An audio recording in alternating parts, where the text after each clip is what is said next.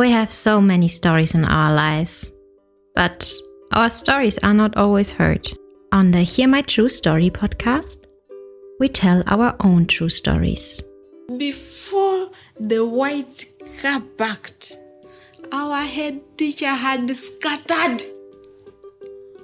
Looking at him, I could only see his tie that was flying backwards, waving at us, and he disappeared in thin air. I want to share my life story. I want to share my voice with the people because I know that just a small joke I can tell through this podcast, it will make someone smile. When you ask me what I fear most in life, I would definitely respond to you and say it's fear itself. We are fighting for togetherness. We are fighting for equal rights. We are fighting to end injustice. You don't have to be a storyteller or writer because, guess what? Life writes the best stories. Hear my true story.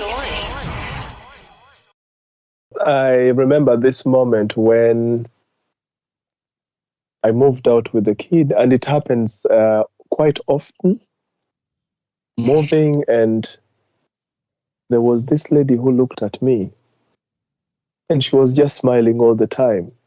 Just smiling, like having such a big smile. She was also a mom, moving around with a kid, So she smiled so much, And I also smiled back, and I continued with my walk. The next time I made a walk with the child, we met again.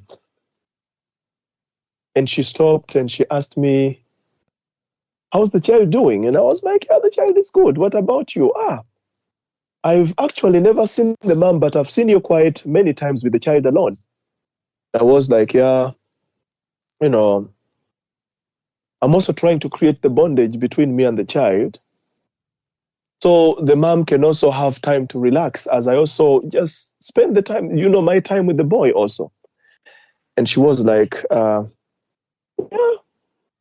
how nice of you, And these are, for example, things that I don't actually normally expect to see that much.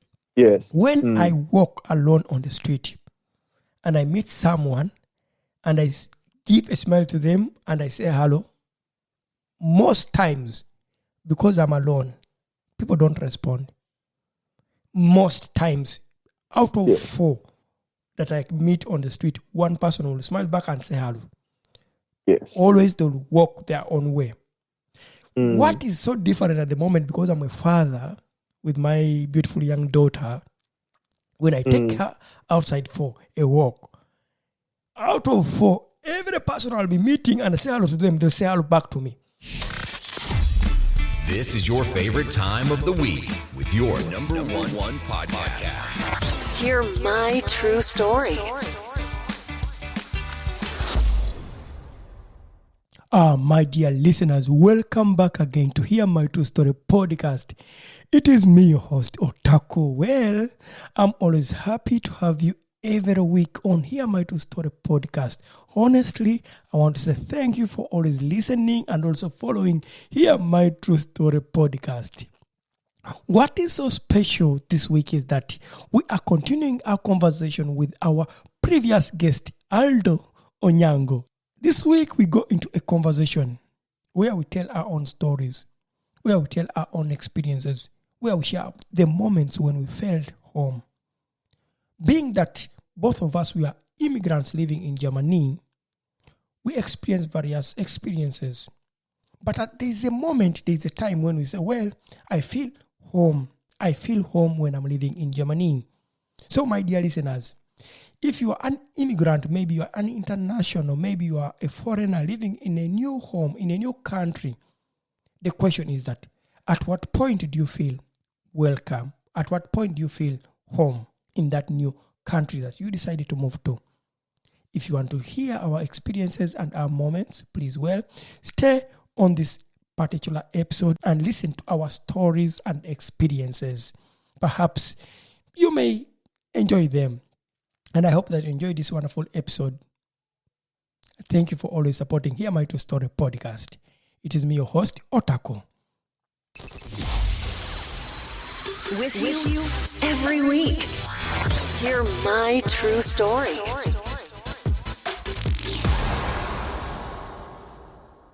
Yes, my dear guest, I'm happy to have you on this wonderful podcast. Hear My True Story. Could you maybe introduce yourself so that the people who are listening to the podcast can know who is speaking behind the microphone, or maybe who is in front of the phone talking to us right now? Yes, I'm really so happy for having had the chance to be invited on this platform here. Yeah, my name is Otako and Oyango, and I'm a citizen of Uganda, of course, living in Germany, and specifically in Hamburg. Exactly. So I don't know where to really start from, but I feel, I'm a little excited and just looking forward to, of course, what we are going to talk about here. I wanted to ask you, having moved from Uganda, East Africa, that's your home country. Yes. Have you made experiences in Germany that make you feel home at any point for you? Situations that make me feel home in Germany is when I meet people that look like me. People who have somehow like a background that is almost similar to mine. Yeah. That way, like amongst such communities, I actually feel much more empowered. I feel like I'm home. Or sometimes I've also actually met quite many German people who've also been back home in Uganda. And these are contacts I still have up to now. Quite many of those I met back home. You know, each time I meet them, I also feel like I'm home, because the memory or these kinds of like meetings drive me back to the memories we made, to the experiences we made back home, right? So it's generally that really makes me feel just, like I'm home. Also having people I can talk to freely and not having to fear, that anything may go wrong. Yeah. I mean, like when you say that, a moment that makes you not to fear that anything would go wrong. So do you have any moment as a person you said, this moment made me feel so strong? It gave me a strong sense of belonging in Germany. And I feel like, well, these moments really make me feel strong in the German society. For me personally, the strong moments that really make me feel like, well, you have a new home, you have a new belonging by the fact that I can speak the German language. That itself makes me to understand, well, I'm getting into my new home. I can communicate my needs.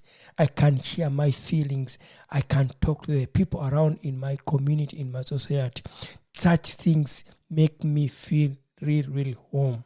The moment when I got my certificate of C1, I said, well, right now I'm home. I have this. Yes. This is what proves that I'm really ready to speak to anyone in my new home, which is Germany. So do you have such feelings that gave you that strong sense, such moments?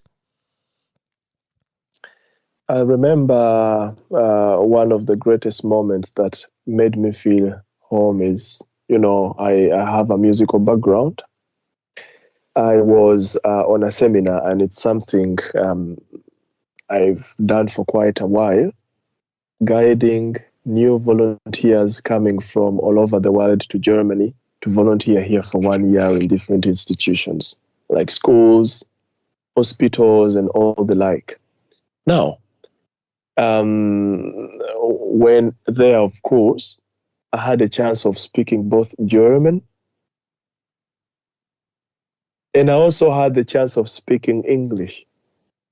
But many volunteers for sure wanted to try their German. And suddenly I realized how much German I actually spoke when I looked at them and reflected. This pushed me back to those times when I was just very new here. And I remembered, honestly, I've succeeded in mastering the German language. If I can sit here, guide the international volunteers in the German language, explain things to them without having any fear of contradiction. I felt this was the moment I felt at home. And I was like, I really belong. Yeah. And of course, with that also, I even had to teach them a song, and I was explaining everything in the German language. And this was for me a wow moment. Wow. It just felt so great, That's, I mean, when I try to follow your experience and your story, I just picture it and I find, okay, well, this is quite a special moment when you realize, well, I can also support other people like me to integrate in the society, in the system. For example, what you just mentioned, in the place where I work in a kindergarten with children, but then it's so intercultural, so international that some need translations. So there's a moment when I was supposed to do translation for a parent and in the team, and it was me, there was no someone to do the translation. I was there, I speak English, and I did it fluently, casual, enjoying and translating all the Fachsprache, all the professional German language in my field of work into English. I realized, well, Otako, actually, you are doing well and you're feeling better every time you're doing such a thing. I feel like, well, I'm home. I'm home. I don't need so much. I just need someone to understand me, for me to do some positive thing in my society that makes me feel home. Yeah. That's what I get from your story, that these positive things that you support in the system makes you really feel home. Yeah. Yeah. Well, that's really a real point in feeling home, feeling happy in a new environment. Yes. So I don't know where you find, like, what were some of the surprising things, like, surprising things that really made you at some point feel like you're not at home? Or maybe some of them would be surprising and they made you feel like, well, I don't feel belonging now in this society. I think I would just start with the experience we are making right now. And I believe it is for quite many people, actually. And that is the winter season. Yeah. Because generally, the German society is a bit closed. People tend, and mainly, of course, when living in a big city like Hamburg, it's quite exciting, so many people, but people also tend to be a bit distanced from each other. Everyone minds his or her own business, right? So that way, it becomes a bit difficult to actually have where to start a conversation from. It's very difficult to start a conversation with anyone, regardless when. It's normally difficult, but in winter specifically, it's even worse because you're not even in the park. The only thing I feel like I can do is moving around, watching stuff here, there, and coming back home. So there are no many avenues for us to meet people, or for me to meet people. So at this time, and mainly, and being that we also have the thing of corona waves and all that, like we have the COVID-19 kind of spreading at the moment too fast, too rapidly. We have also this funny cough that is also quite crazy. These are all things that make me feel like all I can do is just go to work, come back home, and try to spend time at home, move out, and come back home. And so there's a lot of loneliness. Yeah. So that makes it really tough. It makes me feel homesick. Yeah, of course. Yeah? I mean, for anyone who doesn't know Uganda, who has not lived maybe in Uganda, maybe East Africa, they may not understand the point of social. Our people are so social in our society where we came from, in our first home, Uganda. People are so open. Someone walks on the street and finds you and says, hello, how are you? How was your night? How did you sleep? Is everything okay? Literally asking you. Here in Germany, I find people clear with what to talk about. They talk with you about politics when they know you. Yes. They talk with you about weather if you're a colleague. They talk about your health unless they're your family issues. Yes. It is that closed kind of life. Yes. That really also me sometimes made me feel like, well, I don't feel home. Because it really makes me feel like, how can I really live on an apartment without knowing my neighbors? Exactly. Someone That's a just very big point. in the opposite of your door. You don't know. You just see the name on the mailbox, but you don't know them. And that's hard, yeah? But that's the new home I'm living in. So I try to integrate in such a system. Have you tried? Have you made the experience of saying hello to somebody, or maybe even giving them a friendly gesture, like a smile or anything of the kind, or waving at them, and they just ignored Now, and moved on? I'm going to tell you now. Let me just break this short so that the listeners can understand. You see, Yes. when I walk alone on the street and I meet someone and I give a smile to them and I say hello, most times, because I'm alone, people don't respond.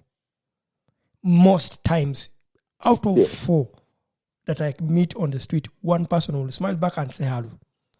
Yes. Always they'll walk their own way.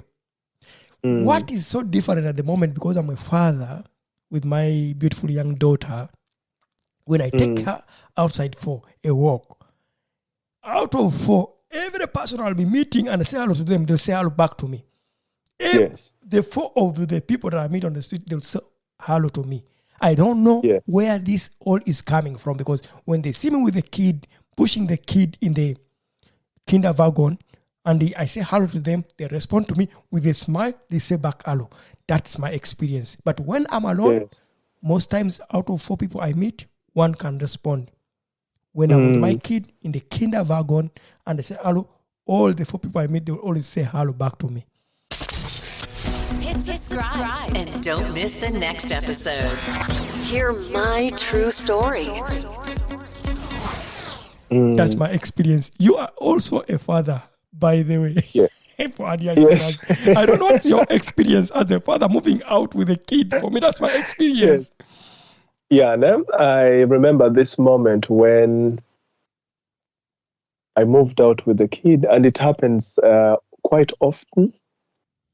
Moving, and there was this lady who looked at me, and she was just smiling all the time. Just smiling, like having such a big smile. She was also a mom, moving around with a kid, So she smiled so much, And I also smiled back, and I continued with my walk. The next time I made a walk with the child, we met again. And she stopped and she asked me, "How's the child doing?" And I was like, "Yeah, the child is good. What about you?" I've actually never seen the mom, but I've seen you quite many times with the child alone. I was like, "Yeah, I'm also trying to create the bondage between me and the child, so the mom can also have time to relax, as I also just spend the time, my time with the boy also." And she was like, "Yeah, how nice of you, And these are, for example, things that I don't actually normally expect to see that much. The only people I see normally doing such things are also people walking their dogs in the streets here. It's funny, but it's a phenomenon that is almost alike. When people have dogs, they suddenly stop somewhere. Oh, hello. Start talking to each other. What kind of dog is that? How old is the dog? And, so, and, when I really think about it, I really kind of sometimes think, isn't that crazy? But at the same time, when I look at it from the perspective, going back to this thing of working with a child and being given more attention, it's more of like, I really find it quite interesting actually to watch. And I celebrate it actually so much. I realized I liked it so much moving out, and suddenly everyone is smiling at you, and people are maybe saying hello, and some are stopping and asking you, what kind of child is that you have? And you're telling them the child, I telling them about the child, and some are really asking you about, can I please have a look at it shortly? And you let them look at the child. Oh, so beautiful is the child, They're like, and someone, hits you on the shoulder and tells you you're a good dad, and keep that up. Yeah, I've experienced two such experiences where people stopped me. They had no kids, but they started talking to me. They looked at the baby, but the kid by that time, she was small. And then they were talking to me. And then they were like, yeah, that's nice. Oh, so bye. But when I'm alone, it's something different. Exactly. Yeah? So, but anyway, yes. You can say, sorry for having cut you. Go ahead. No, sorry. Like you were asking about why it's like this. And sometimes I think when we really look at whatever is happening in the society, it's just, I was trying to look at it from that point of view. You hear news, you listen to news, and, in most cases, when anything bad happens in the society, when anything bad happens in the society, unfortunately, you will normally hear it is someone with a foreign background. Yeah, with a migration background. Yeah. And it's unfortunately so. And such news happen to really sell so much in the German society, as per the experience I've made so far. You realize they put a lot of emphasis on this. And so when it's put, of course, when something bad is done, it has to be called bad, for sure. But I have a feeling the way people who have a migration background are presented to the society is sometimes, unfortunately, sickening. You will be presented as a thief. You will be presented as a rapist. You will be presented as a sick person. You will be presented as an aggressive person. You will be presented as anything possible. Very poor, uneducated. And these are things that I sometimes think people actually have in the mind, not because they want it, but it's because it's what the society has taught them to think. It's how the society has taught them to look at certain groups of people. So when those people don't happen to get a chance of associating with someone with an international background, they may not actually know what we are capable of doing, or knowing that some of us actually, or many of us, also lead just a very normal life, just as any other German person here. Yeah, so that some of them won't understand that. Then that makes me ask you, do you think when they see us walking with our kids outside and then they smile to us, then they talk to us very well, is one of the reasons that they see fathers, and when they see us without the kids and they don't even smile or talk to you, they don't even say hello to you, they see you as a thug, as a migrant who has no responsibility? I don't know. Because for me, I look at this particular situation when I'm with my kid, the experience is quite different. When I'm alone, the experience is quite different. Yes. These two things, for me, make me feel like, okay, what is it, because I'm having a kid that I'm taking care of, or because they see me as a parent, or here they see me when I'm alone, you are a gang guy trying to takes advantage of the system. You are not supposed to be here, because right now they are really talking not positive stories about migrants. Unfortunately, people with migration background from Africa, we always face a lot of these negative stories. Yeah, for me, that's one of the things that makes me sometimes not feel home when I feel not well represented. Yeah. But anyway, having a kid, having my baby, that makes me feel home. For me, that's where I feel home. When I see her take a walk with me, do the experiences, laugh, do everything.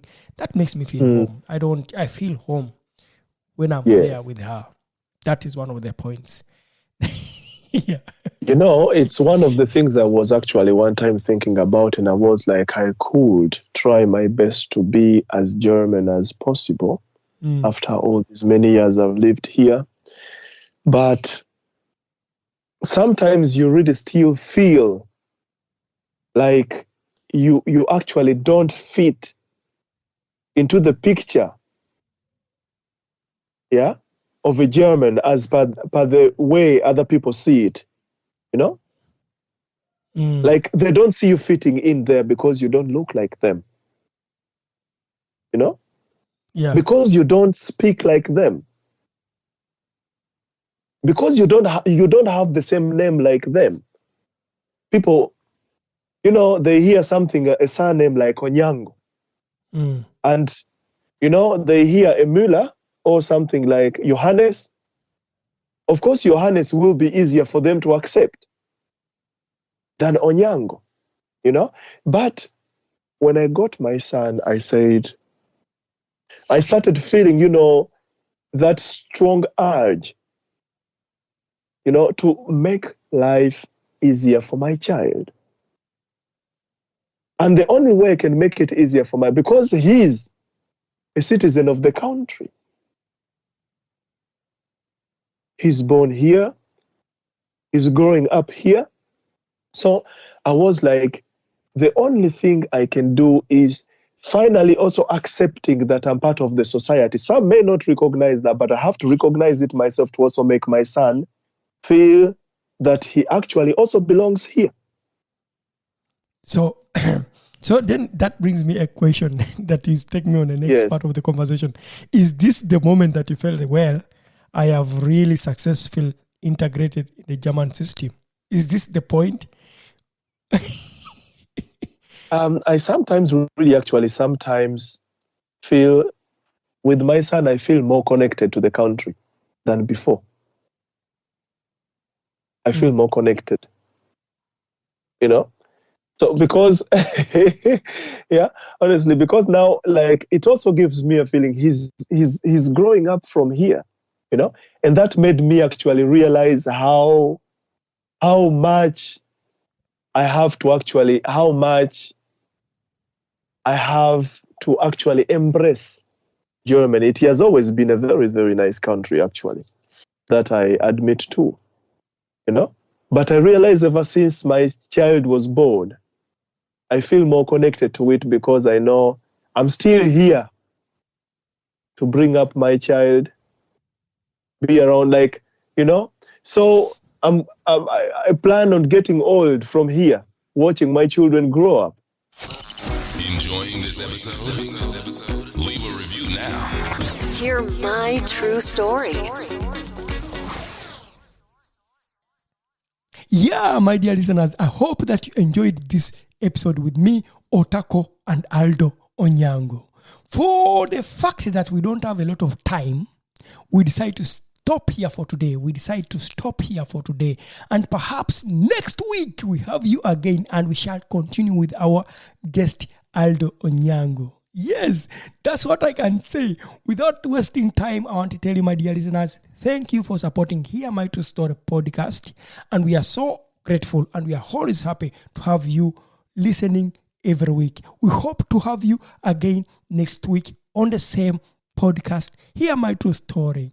It has been me, Otako, and I want to say bye for now. We not only have voices for a podcast, but also faces for YouTube. Don't miss your next episode. Hear my true story.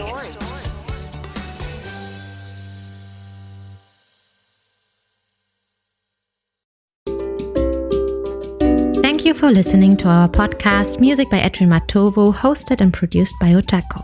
Subscribe to our podcast for more stories and visit us on our website, hearmytruestory.com, for more stories. All the links are listed in the show notes of this podcast.